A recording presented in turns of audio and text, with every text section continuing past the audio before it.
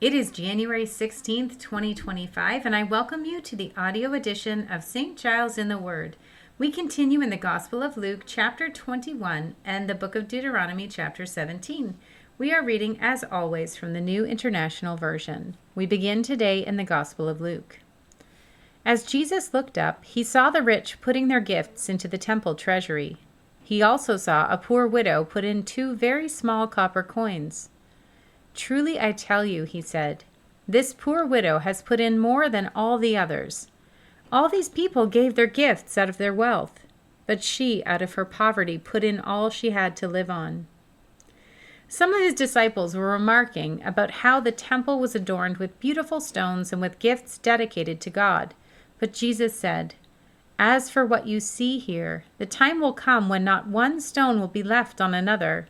Every one of them will be thrown down." "Teacher," they asked, "when will these things happen, and what will be the sign that they are about to take place?" He replied, "Watch out that you are not deceived, for many will come in my name claiming, 'I am he,' and the time is near. Do not follow them. When you hear of wars and uprisings, do not be frightened. These things must happen first, but the end will not come right away."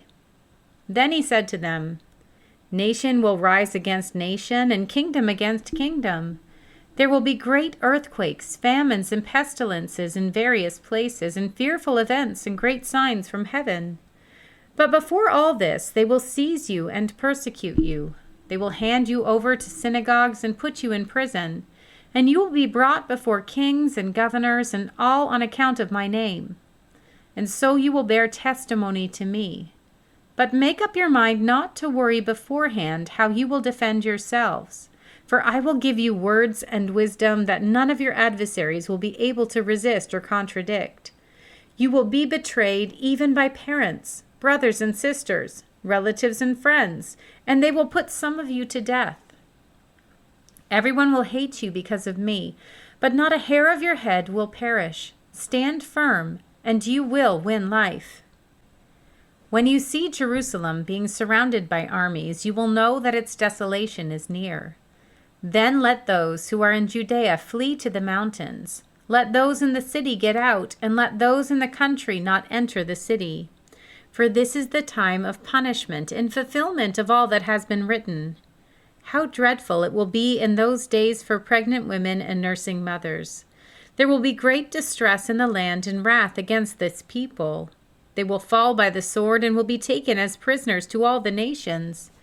Jerusalem will be trampled on by the Gentiles until the times of the Gentiles are fulfilled.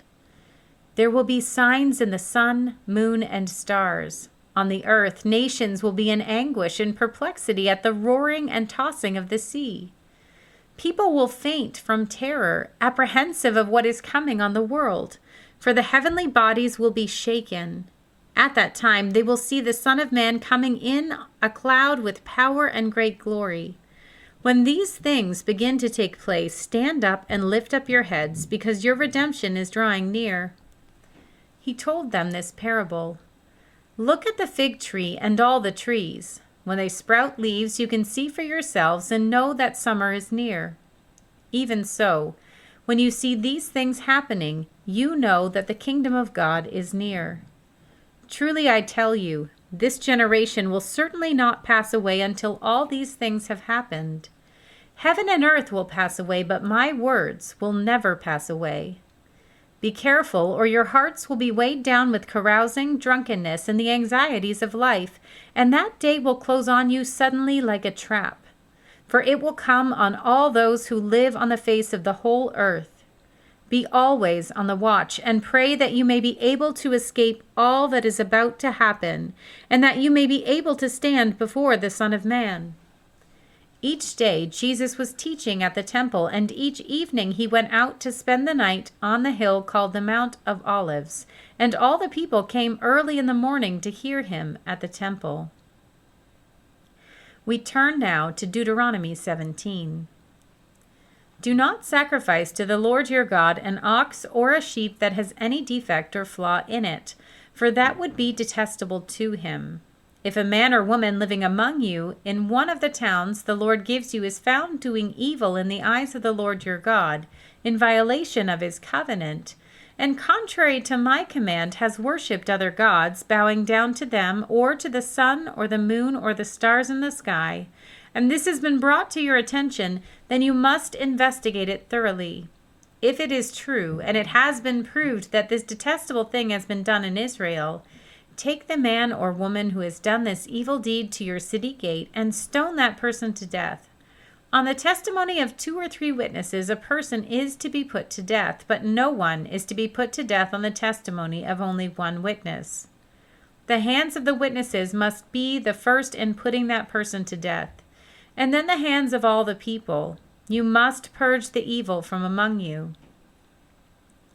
If cases come before your courts that are too difficult for you to judge, whether bloodshed, lawsuits, or assaults, take them to the place the Lord your God will choose. Go to the Levitical priests and to the judge who is in office at that time. Inquire of them, and they will give you the verdict. You must act according to the decisions they give you at the place the Lord will choose. Be careful to do everything they instruct you to do. Act according to whatever they teach you and the decisions they give you. Do not turn aside from what they tell you, to the right or to the left. Anyone who shows contempt for the judge or for the priest who stands ministering there to the Lord your God is to be put to death. You must purge the evil from Israel. All the people will hear and be afraid and will not be contemptuous again.